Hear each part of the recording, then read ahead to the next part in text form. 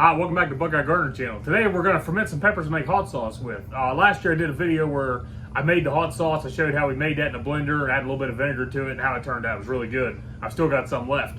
But we're going to make another batch. It's a small batch. It's all the red ones I got ready right now, so I just grabbed them. We're just going to cut them up, make a little batch. I want to show you how to do that. So this will be part one. The other one will be part two. I'll rename it that way. If you're watching them, you'll see them in series. But anyhow, all we're going to do is cut peppers up, put them in a jar. We're going to add distilled water. That's important. If you have well water, you're probably fine, but you don't want to use anything chlorinated because it won't ferment right.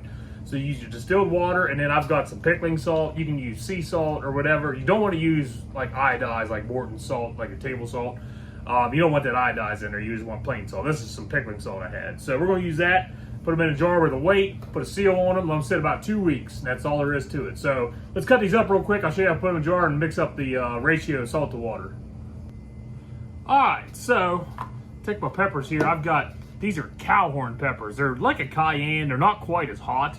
They're a little bit hotter than a jalapeno, but I really like them. I tried them last year and I really like the results of the sauce. And they get a little bit bigger. You can see some of these are 4 or 5 inches long. These are nice sized peppers, and they made really good sauce. I've got a few red jalapenos in here too.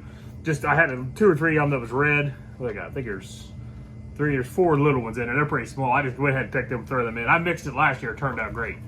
So all I'm going to do is cut the tops off. I like to cut the ends so it gets some water in there that way.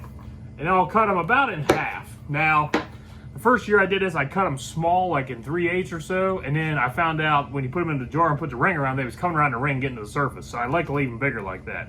So we'll just take those, put them in the jar, and that's it. We'll go through and cut these all up real quick.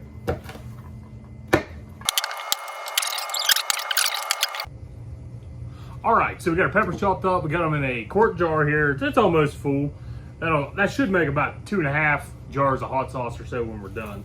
Let's see here. So to make our brine to ferment these, there's different ways to do it. I've seen people go through and they weigh the jar and then weigh the peppers and do the math.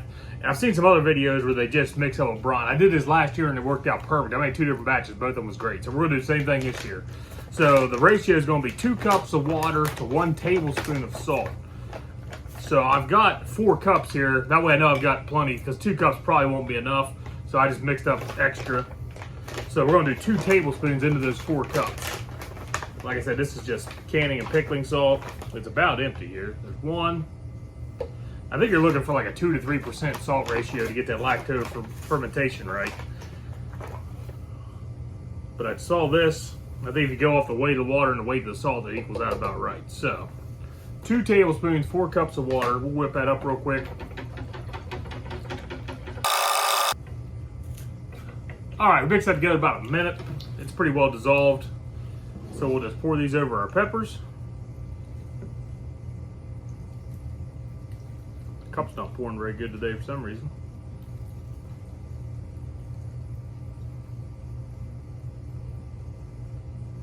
Get about to the top. We'll push it around, make sure we get all the air bubbles out. You don't want any air in there. So what we're gonna do is we're gonna use an airlock on this to keep the air out and let it breathe a little, because it'll make gas as it ferments in there. You gotta let that gas out. There's several ways of doing it. I'll show you how we're gonna do it here in just a second. I've got a little kit I've used the last couple of years. It's worked pretty good. All right. So now we'll take our little glass weight. You don't have to use a weight. I've seen people take like quart bags and put down in there, some good waterproof bag. And if you're gonna do that, use a brine inside of it. That way, in case it leaks out, it won't hurt your recipe any. So we're gonna hold that down. That'll hold everything down in there. We'll top her off with a little bit of water. I'm gonna leave about a 1/2 inch gap. One year I filled all the way up, and then when I put on my cap, it ended up coming out. It was fine, it washed, and it didn't hurt anything.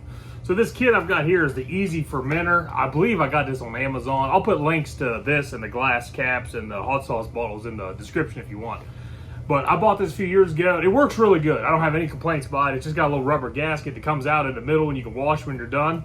And that lets that pressure out. Works great. If I was going to buy them again, I feel like I've seen a lot of people use the Mason top ones. They just look like a silicone with a little like nipple sticking out the top like a baby ball. I think that would be great. And but when I bought these, I think these were cheaper at the time. But I think those other ones are a lot better in my opinion. But this works fine too. So we'll just screw that on the top.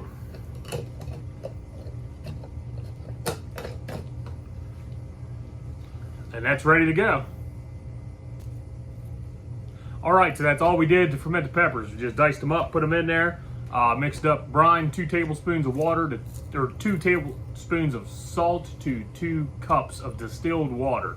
Like I said, I think well water works fine, but if you got any kind of, we got chlorinated water here, it doesn't work. I tried it 1 year, it didn't work. But, so they're ready to go. We'll put these, I'm gonna put them over here in the bathroom basement where there's no sunlight on. We'll give them about 2 weeks or so, and they'll be ready to mix up into sauce.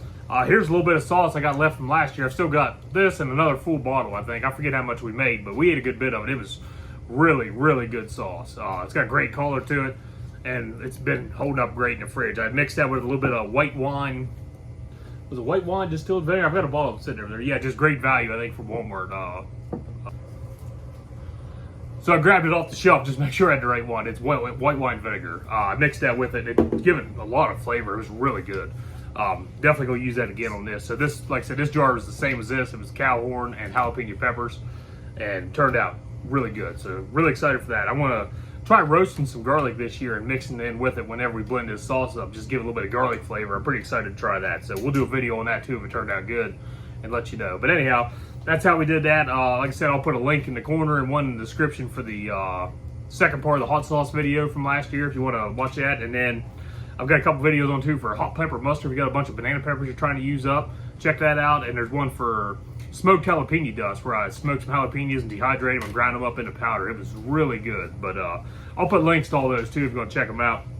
But that's how we did the peppers to ferment. I'll put these in the closet over here for a couple weeks in the shades. The sun's not on them. Give them about 2 weeks or so. I think one time I did 10 days, one time I did like 16. I couldn't really tell the difference, but we'll do that, mix that up. So thanks again for watching. We'll see you next time here on the Buckeye Gardener channel.